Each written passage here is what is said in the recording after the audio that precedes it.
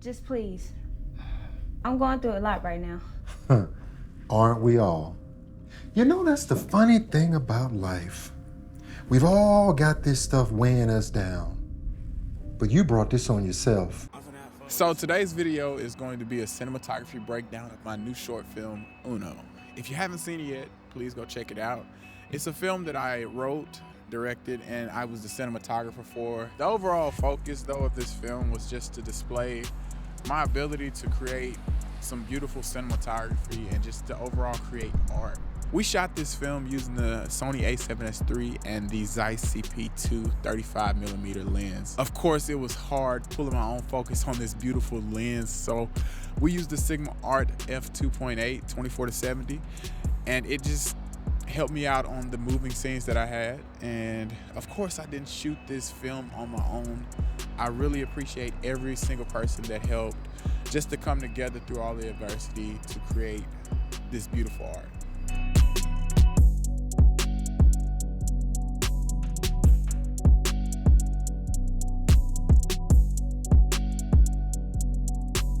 So I just wanted to do a lighting breakdown of some of my favorite shots within this film and just give you a background of what happened. So let's start out on one of my favorite shots within this film. And you might ask, why is this your favorite shot? And it's my favorite shot because it overall tells a story better than I think any other shots within the film. When you look at this character, you see a villain. You see that darkness within himself. I don't know, but you see that he's a villain. You can tell without having to hear him talk or hear any dialogue. And I think that's what cinematography is. You're supposed to be able to turn off the audio and be able to just see and know that what's going on within the film, regardless of the audio or regardless of what they're saying. It shouldn't have to be said that he's a villain. You should just know by watching. But just to get started, for his key light, we had an Amaran F22C boom overhead. And that just, created some shadows underneath his eye line and underneath his neck, underneath his chin. And the shadows that are within his eyes and in his facial features, that just emulates him more as being that evil character, as being that bad guy that I wanted to portray him as through this look. So overall, that Amaran F22C overhead created that look I was going for. And it simply did it by adding the light overhead and adding the shadows in his facial features so that you don't know who he is, that he's more mysterious than any other character. And all we did left of the screen is we added an aperture MC light, the little pocket lights, the little square ones that are handheld.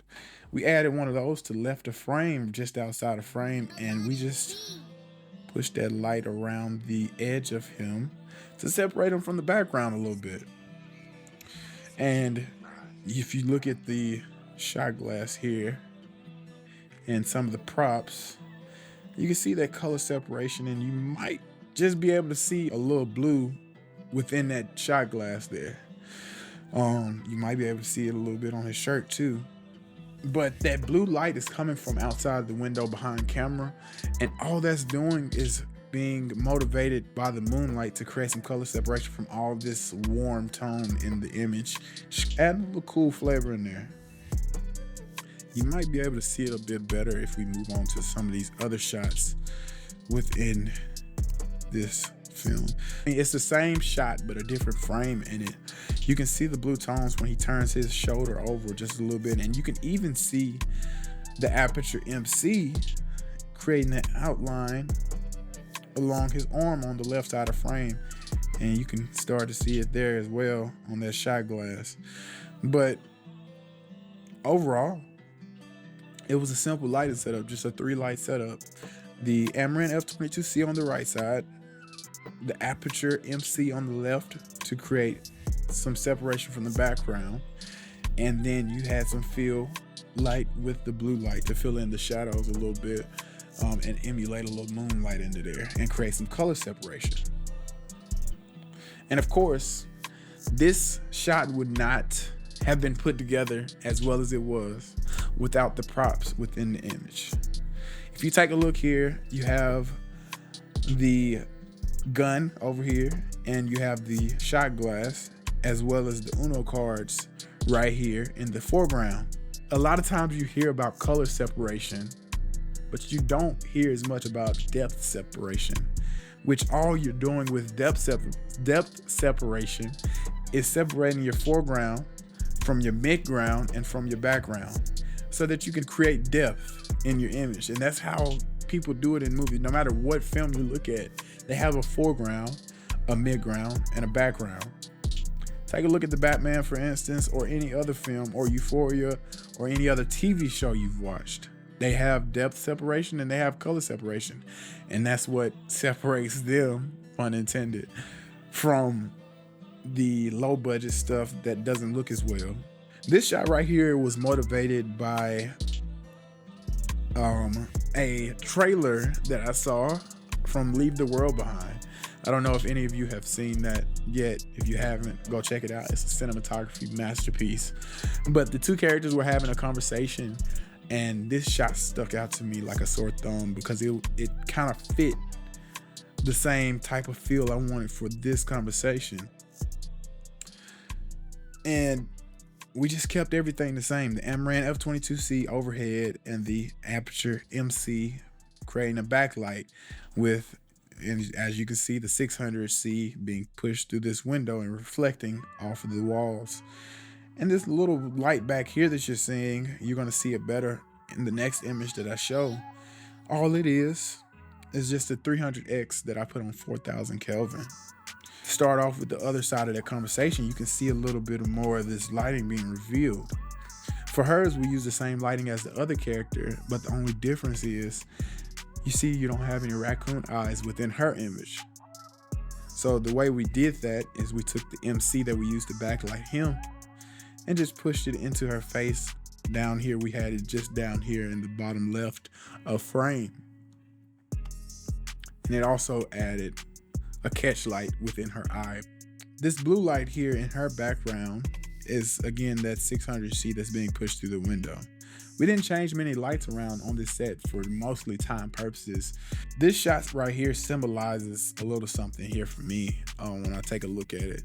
Not only because I'm the cinematographer, and honestly, I didn't do this on purpose, but in this shot, in this scene right here, she is afraid and she's walking into darkness and she's leaving the light behind. And the way I created this shot, I didn't intentionally do that, but thank the Holy Spirit for just leading me, you know. But I added the blue light starting off just to create an ambience. I had the 600C coming through the window there, and I had the Aperture 300X, of course, on a full CTB, which is a color temperature blue, which is as blue you can go in a white spectrum. But I had that over here on the right side as well, just filling in some of the shadows on the right.